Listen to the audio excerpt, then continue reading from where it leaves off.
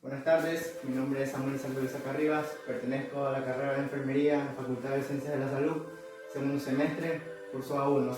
En el siguiente video hablaremos sobre los diferentes focos de auscultación cardiovasculares y respiratorias. Continuaremos ubicando las diferentes pulsaciones en el paciente que se encuentra en posición anatómica de nombre Rexal Rosabay. A continuación veremos los diferentes tipos de pulsaciones: parietal, temporal, auditiva, carótida, axilar, subclavicular,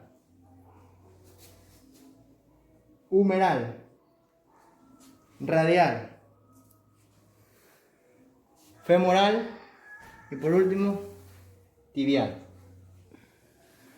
A continuación le daremos a conocer los diferentes focos de auscultación cardiovascular.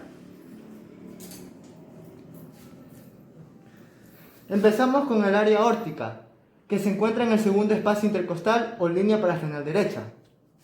Luego con el área pulmonar, que se encuentra en la línea paraginal izquierda. El área tricúspide, que se encuentra en el quinto espacio intercostal.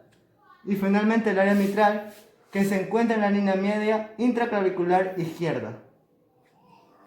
A continuación veremos los diferentes focos de auscultación respiratoria.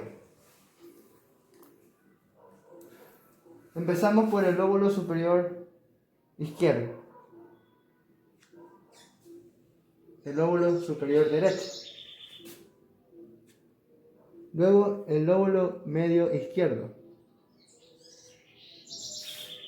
el lóbulo medio derecho, finalmente el lóbulo inferior izquierdo y el lóbulo inferior derecho. Eso ha sido todo por el día de hoy, con los diferentes tipos de auscultación cardiovascular y respiratoria. Muchas gracias a Hasta la próxima en un nuevo video.